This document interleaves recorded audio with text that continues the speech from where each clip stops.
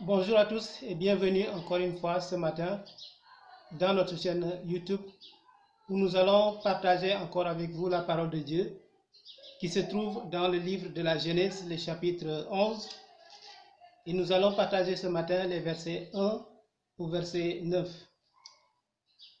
Je m'en vais vous lire la parole de Dieu. Toute la terre avait une seule langue et les mêmes mots. Comme ils étaient partis de l'Orient, ils trouvèrent une plaine au pays de Shinéar et ils y habitèrent. Ils se dirent l'un à l'autre, allons, faisons des briques et cuisons-les au feu. Et la brique leur servit de pierre et le bitume leur servit de ciment. Ils dirent encore, allons, bâtissons-nous une ville et une tour dont le sommet touche au ciel, et faisons-nous un nom afin que nous ne soyons pas dispersés sur la face de toute la terre. L'Éternel descendit pour voir la ville et la tour que bâtissaient les fils des hommes. Et l'Éternel dit, voici, ils forment un seul peuple et ont tous une même langue. Et c'est là ce qu'ils ont entrepris. Maintenant, rien ne les empêcherait de faire tout ce qu'ils auraient projeté. Allons, descendons et là, confondons leurs langues, afin qu'ils n'entendent plus la langue les uns des autres. Et l'Éternel les dispersa de là sur la face de toute la terre, et ils cessèrent de bâtir la ville. C'est pourquoi on l'appela du nom de Babel, car c'est là que l'Éternel confondit le langage de toute la terre, et c'est là que l'Éternel les dispersa sur la face de toute la terre. Parole du Seigneur. Ce matin, frères et sœurs, comme je viens de le lire, nous partageons sur l'histoire qui concerne la tour de Babel, que nous connaissons tous, où des hommes se sont réunis. Et ici, si nous remontons un peu les chapitres, nous allons voir qu'il s'agit de tous les hommes de la terre, d'une part, mais surtout de tous ceux qui étaient des descendants de Noé. Donc des descendants, des gens de la postérité des fils de Noé. Ce sont ces gens-là, comme nous le dit le chapitre 10, qui ont peuplé la terre, donc tout entière, et qui étaient dans une parfaite entente en matière de langue en tout cas. Ces hommes, on voit cela au chapitre 11, le verset 1, ces hommes ont des désirs donc, qui n'étaient point tournés vers Dieu, mais leurs désirs étaient tournés vers eux-mêmes et ils ne se sont pas souciés de Dieu, ni de sa parole, ni même de ses principes, que Dieu a d'ailleurs révélés et renouvelés encore, rappelés encore avec Noé et ses fils après le déluge, comme il l'avait fait avec Adam et Ève. Donc, nous voyons donc dès le départ que ces hommes-là, ils prirent des résolutions sans Dieu. Pour commencer, ils prirent des résolutions sans consulter Dieu. Ils étaient dans une parfaite entente et ils ont voulu marcher par eux-mêmes et entreprendre des choses par eux-mêmes sans consulter Dieu. Pour dire qu'en ce moment-ci, il n'y avait plus de communion avec Dieu. Le culte et la relation avec Dieu a été d'une manière ou d'une autre bafouée. Ce n'était plus comme au temps de Seth où les gens ont commencé à invoquer le nom de l'Éternel. Ici, ils oublient l'Éternel dans leurs entreprises. Ils firent des projets pour leur propre gloire, comme je l'ai dit tantôt. Ils ne se sont pas souciés de la gloire de Dieu. Ils ne se sont pas souciés de construire une ville pour que Dieu ait un nom. Mais ils ont construit une ville. Ils ont voulu construire cette ville et cette tour qui est la tour de Babel pour avoir un nom. Ils ont entrepris ces choses en voulant d'une certaine manière défier Dieu lorsqu'ils disent expressément de ne pas se disperser sur la face de toute la terre. Alors que Dieu avait déjà établi ses principes et leur avait recommandé d'aller par toute la terre, de peupler toute la terre, donc de remplir la terre. Mais ils ne veulent pas remplir la terre puisqu'ils ne veulent pas se disperser sur la face de la terre. Ils veulent se réunir en un seul lieu et donc aller contre la décision, donc la volonté de Dieu qui a dit multipliez-vous et remplissez la terre. Ils ont essayé de construire par leurs propres mains, par leur ingéniosité, un édifice qui touche le ciel. Qui touche le ciel. Et ça, c'est un aspect important qui nous montre qu'en fait, non seulement ils ont essayé de défier Dieu en disant expressément le contraire de ce que Dieu a dit, mais ils ont aussi essayé de faire quelque chose par eux-mêmes qui va toucher Dieu, ce que Dieu a fait par sa puissance, à savoir le ciel. Ils veulent construire par leurs propres mains un édifice qui va aller jusqu'à toucher le ciel. C'est comme si, de cette manière, ils cherchaient à se mesurer à Dieu. Ils cherchent à se mesurer à Dieu. Et là, c'est quelque chose de vraiment très important pour notre passage de ce matin, pour notre étude de ce matin, car nous allons tous découvrir à la fin que nous autres, nous sommes comme ces gens-là et nous passons notre temps à essayer de notre propre force, de notre propre ingéniosité à défier Dieu dans tel ou tel autre domaine, dans nos actions, dans nos façons de faire, dans nos entreprises respectives. En parlant de ce passage, en étudiant ce passage, nous pouvons voir comme une sorte de réédition des péchés en fait de la foule ou des masses, si vous voulez. Et cela apparaît particulièrement dans l'histoire de Noé, mais aussi comparé à l'histoire dans l'histoire des fils de Noé, comparé à l'histoire des gens du temps de Noé. Cela veut dire, si on regarde bien dans les chapitres 6, nous voyons que là, Dieu intervient. Dieu intervient pour constater l'état de la terre qui était devenu complètement dépravé. Et c'est le même constat qui se pose ici au chapitre 11.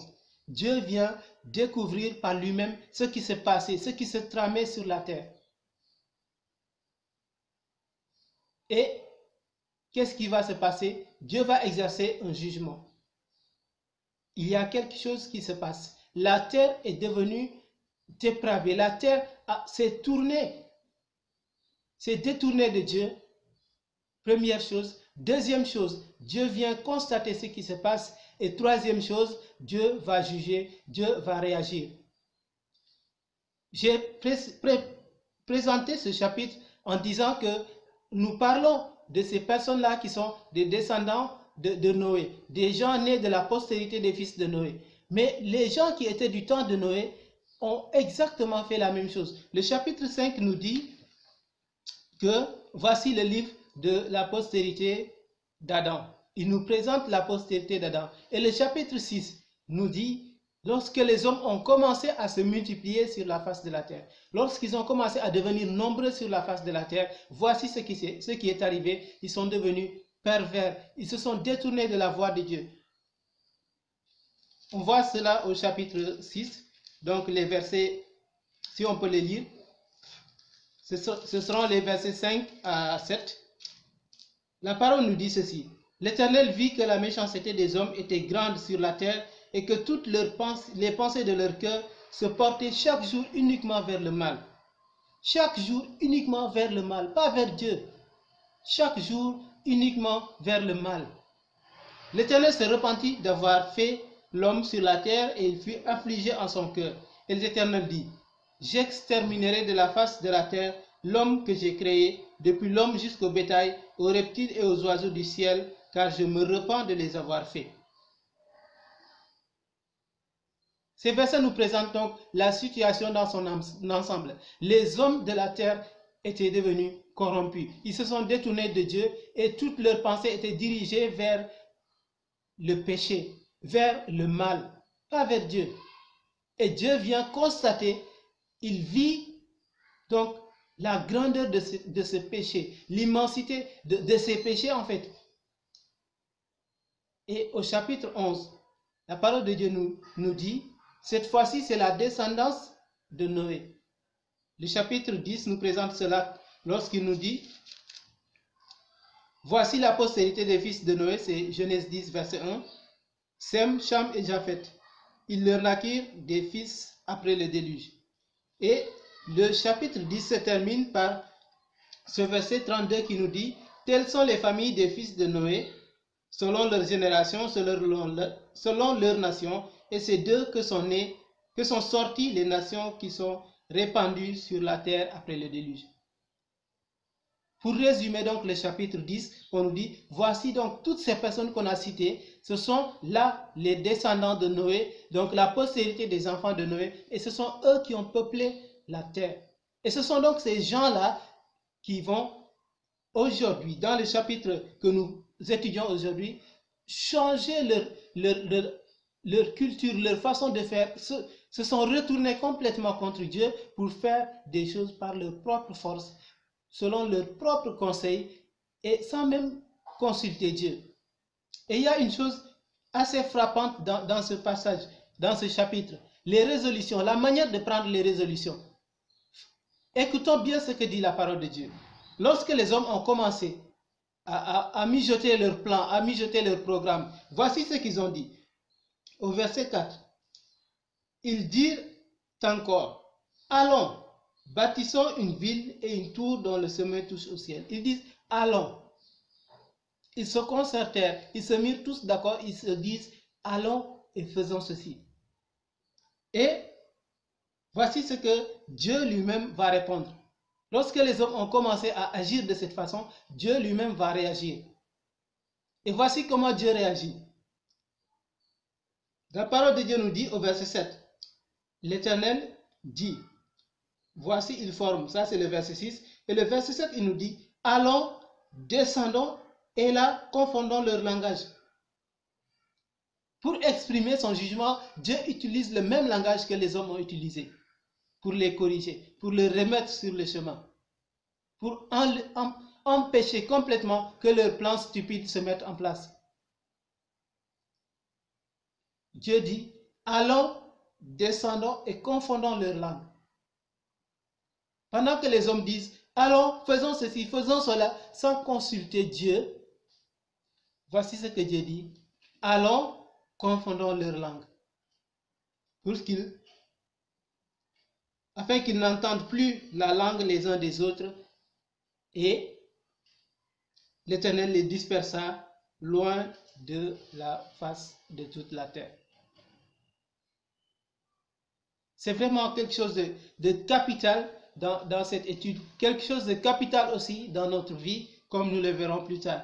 Et la parole de Dieu montre clairement donc une sorte de récidive qui va apparaître. Les hommes du temps d'Adam d'ailleurs, depuis Adam jusqu'à Lémec que nous connaissons très bien, jusqu'à Seth même j'allais dire, on voit que là il y a la propagation du péché qui se développe, qui se développe, qui se développe.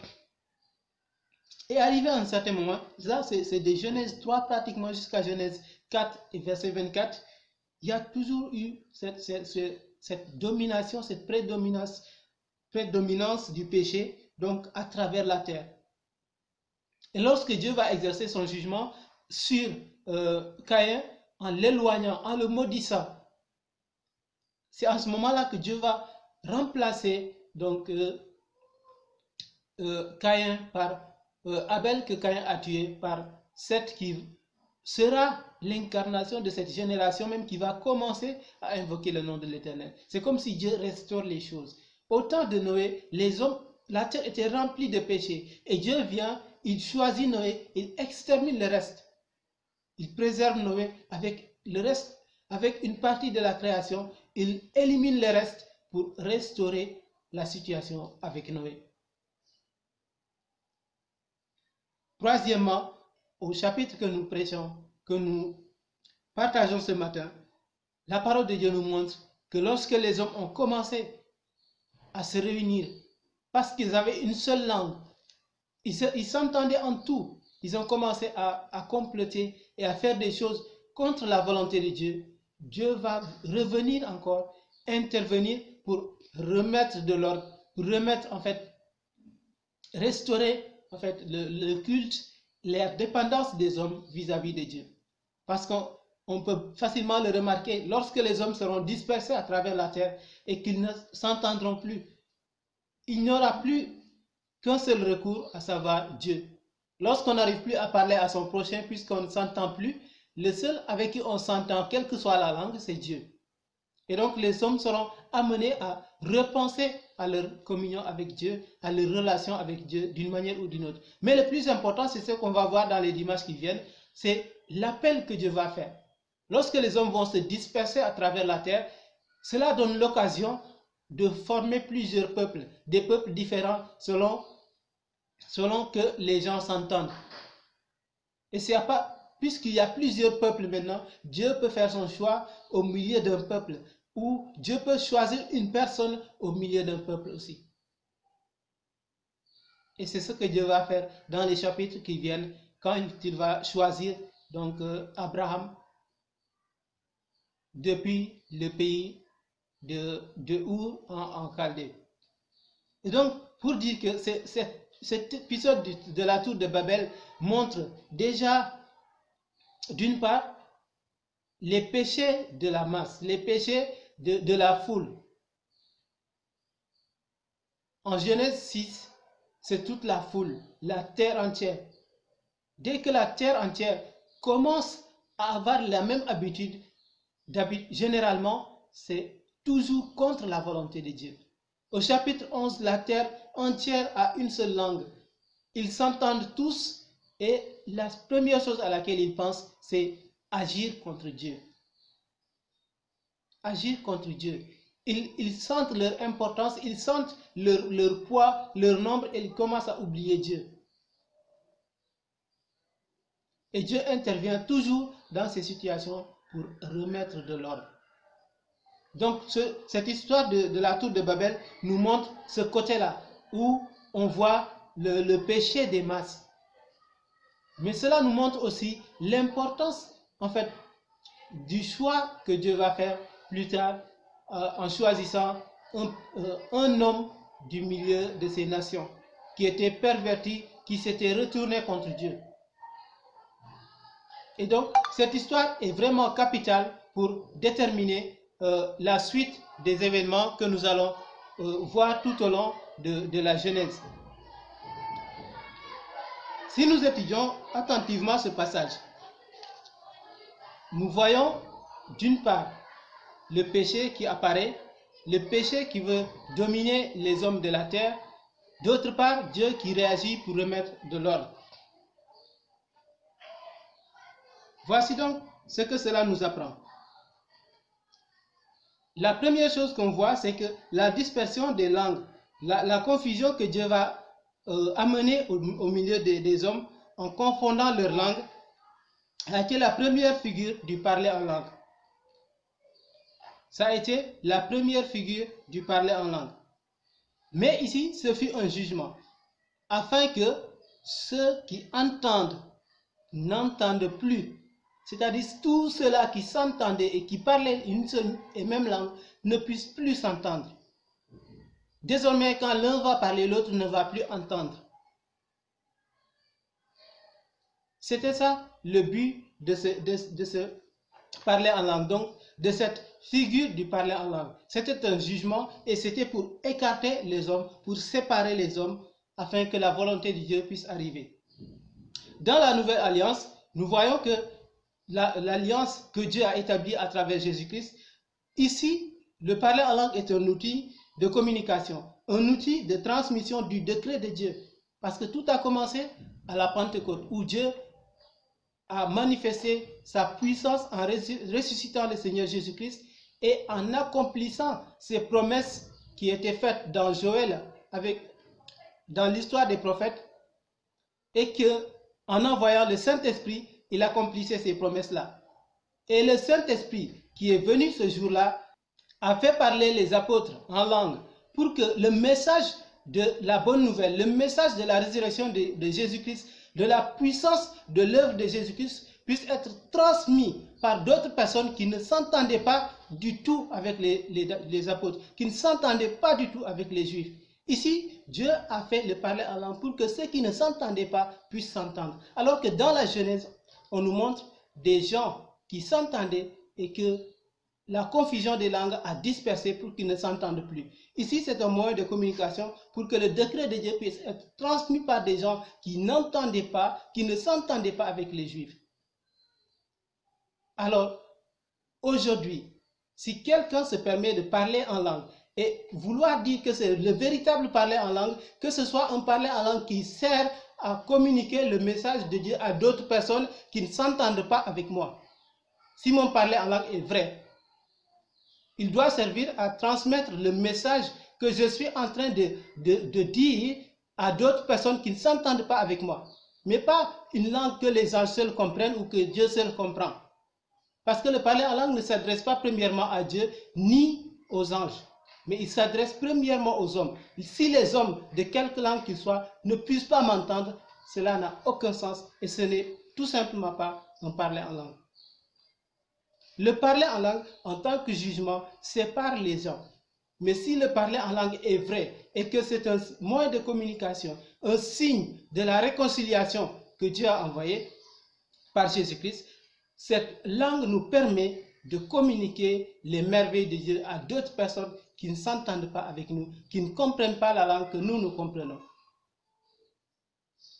La deuxième chose que nous apprenons de ce passage, donc de Genèse 11, c'est cette récidive du péché, donc du temps de Noé, que l'on voit en ces gens-là qui sont nés de sa descendance. Ces gens ont péché contre Dieu en voulant agir sans l'accord de Dieu, en voulant agir en dehors du plan de Dieu, comme dit Ésaïe 30, le verset 1. Malheur aux enfants rebelles qui prennent des résolutions sans moi. Et c'est ce que les gens du temps de la descendance de Noé ont essayé de faire. Et Dieu est intervenu pour juger et pour remettre de l'ordre, comme il l'a fait avec le déluge, en rasant la terre pour choisir et garder en vie une seule famille qui va encore repeupler la terre. En partant de ces points, de ces différents points, voici ce que nous devons retenir, nous en tant que chrétiens, nous aujourd'hui, qui écoutons la parole de Dieu, qui recevons la parole de Dieu. Genèse 11 est en train de se dérouler actuellement. Genèse 11 est en train de se vivre partout dans le monde. Le monde va contre la volonté de Dieu et les principes de Dieu sur la base de leurs propres efforts. Et là, je pense par exemple à la technologie, je pense à la science, aux méthodes de production.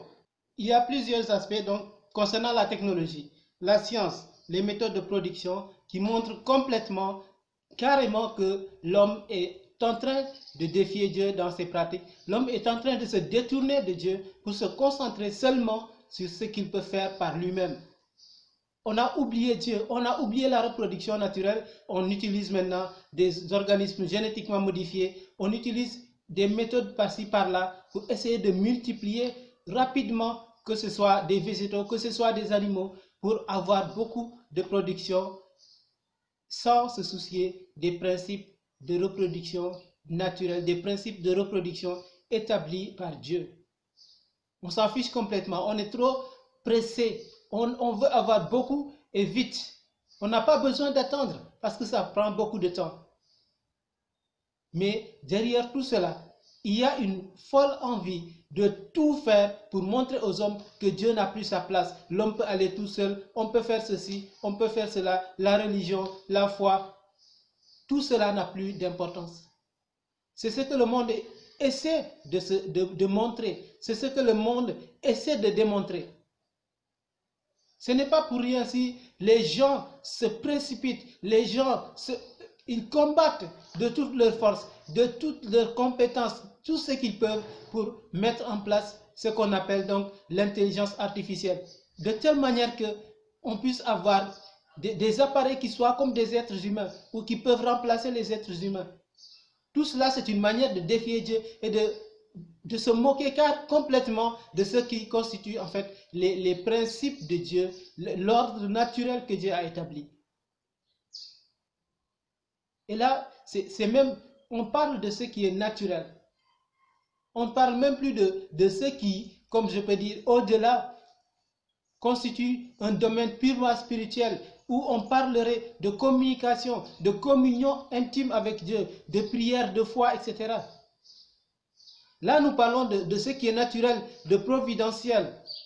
Les hommes ne veulent même plus se contenter de ça. De ce qui est spirituel, plus profond, on n'en parle même plus. les hommes sont en train de défier Dieu par toutes les manières possibles.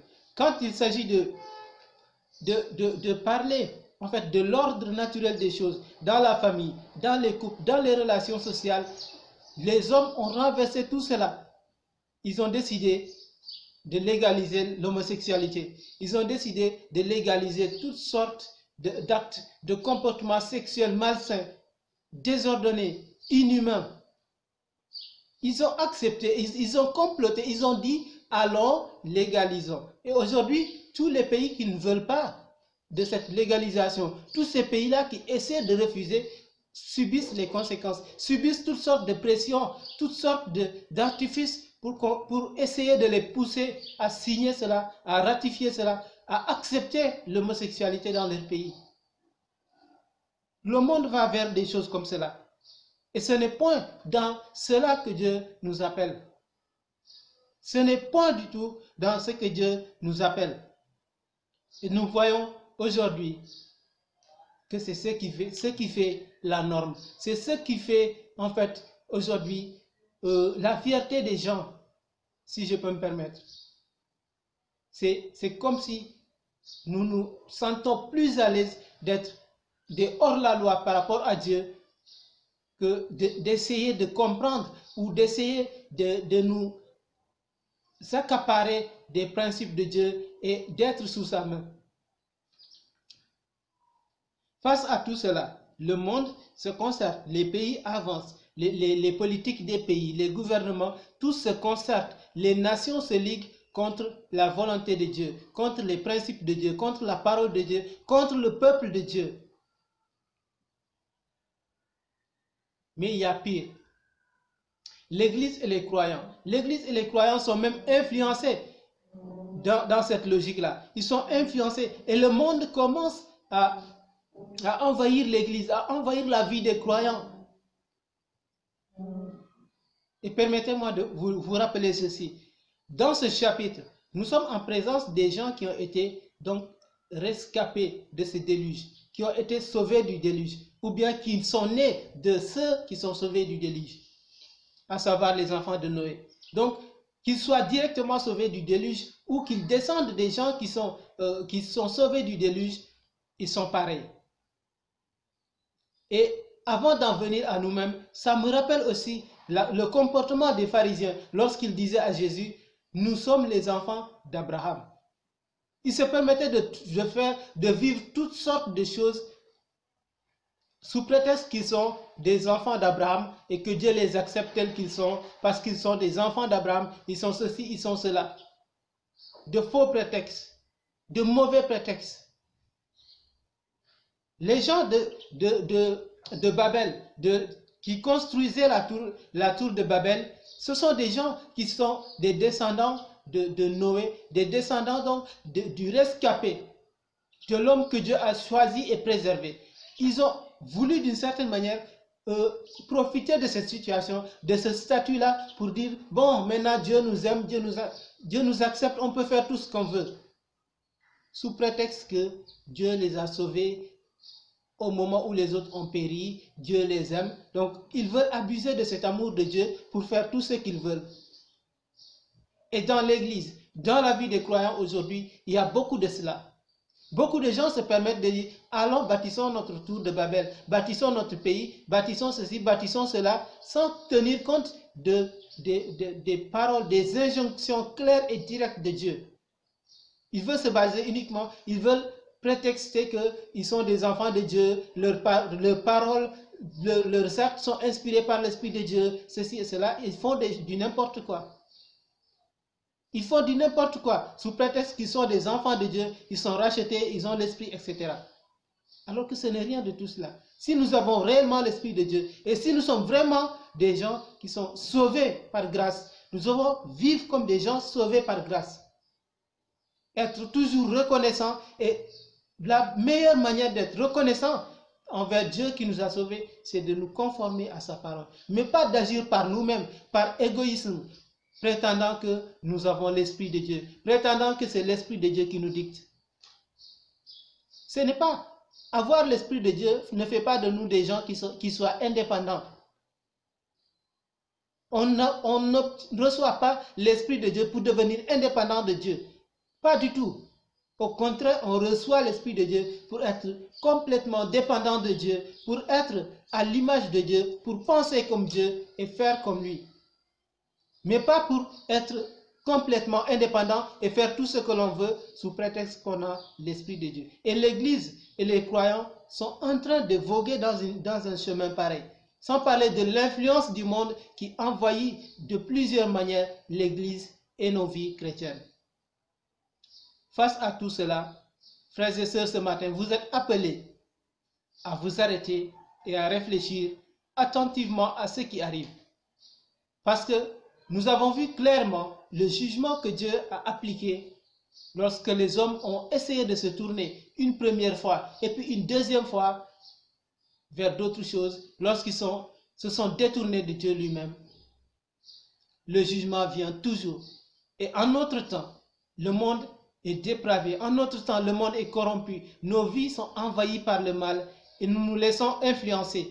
Mais sachant une chose, le jugement va venir. Le jugement de Dieu descendra. Il viendra en son temps. Donc soyons prêts. Et dès à présent, arrêtons-nous pour revoir nos vies, revoir notre manière de nous conformer à la volonté de Dieu, revoir notre manière de vivre en tant que des rachetés, en tant que des gens qui sont préservés du milieu de ce monde. Revoyons notre manière de faire. Revoyons nos pensées, nos comportements. Parce qu'il ne s'agit pas seulement de comportements, il y a aussi les pensées. Avant même de construire, de commencer à construire la tour, les gens ont pensé, ont réfléchi, ils se sont concertés, ils ont mis la théorie en place. Faisons une tour, voici comment se présentera la tour, elle sera si grande qu'elle va toucher le ciel. Et tout se passe déjà et avant tout dans leurs pensées, avant même qu'ils ne commencent à agir. Et ne me dites pas, frères et sœurs, que vous n'avez pas encore fait des choses contre la volonté de Dieu.